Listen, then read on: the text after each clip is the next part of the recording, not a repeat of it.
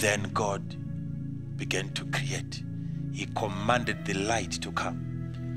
Before he could create the sun was created on the fourth day. God commanded the light to shine. And there was light.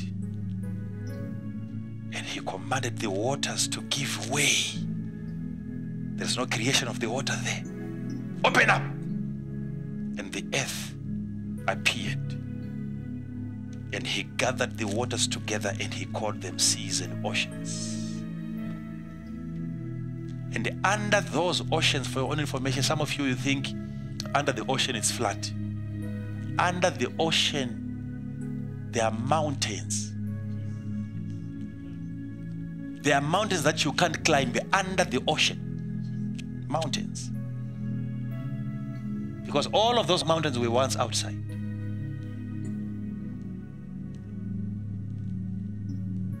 Yeah.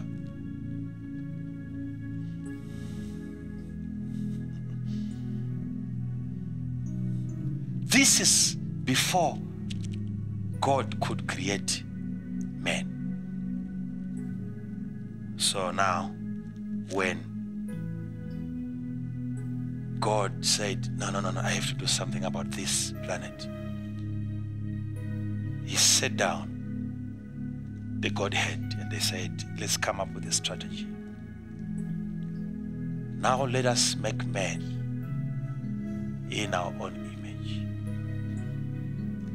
and let him have dominion.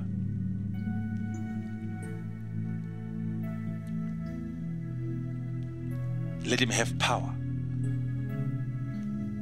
And then he said something very important, and let him replenish the earth. Subdue the earth and replenish it. Replenish. Replenish. But if you go and study, you will be told by other Hebrew scholars that that word was not originally there. It was there.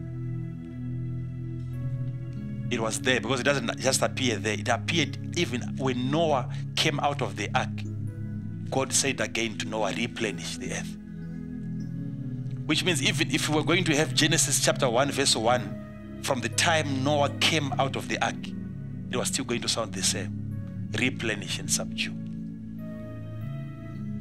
You were still never going to believe that there was Adam and Abraham before. If the Bible was going to start from Noah, it was still going to be difficult for you to believe that. God, remember,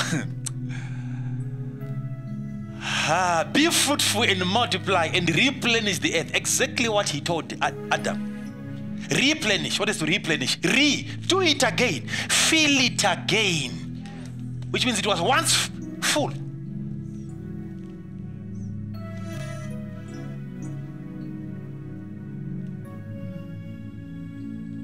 But in closing, just for today, understand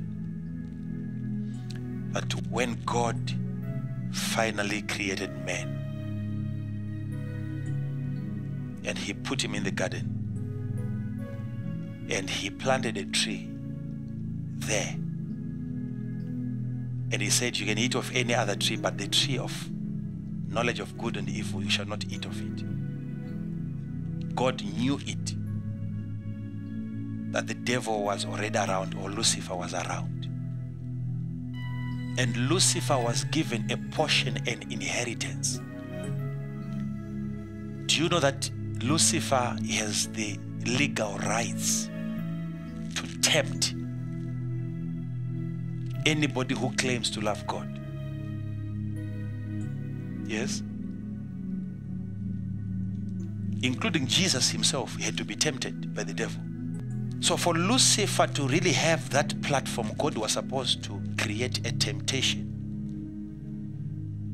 and put a tree in the garden so that Lucifer can have something that he can test the man, Adam, with. It's part of his inheritance when he departed from the presence of God.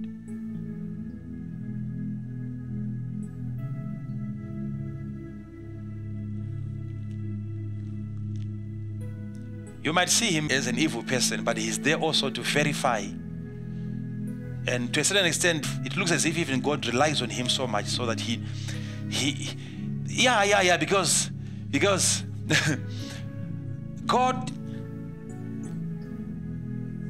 God said, have you seen my servant Job? And Lucifer said, what can I do to him? You have covered him on every side. Touch what he has, and he will kiss you on the face. And then he was given a permission to go and tempt Job.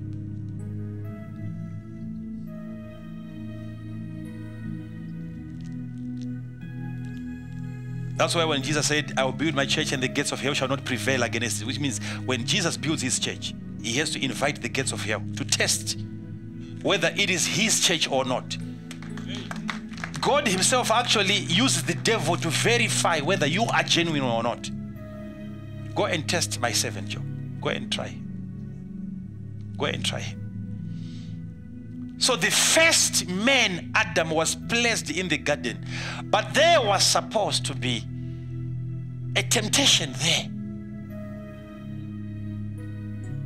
to give Lucifer a platform.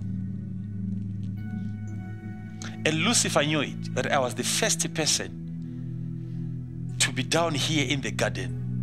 And now God has sent another man to replace me. And that man, if I don't push him out of the garden before he gives birth, he's going to multiply that garden. And he's going to restore the original Eden that was there during my time. And he tempted men.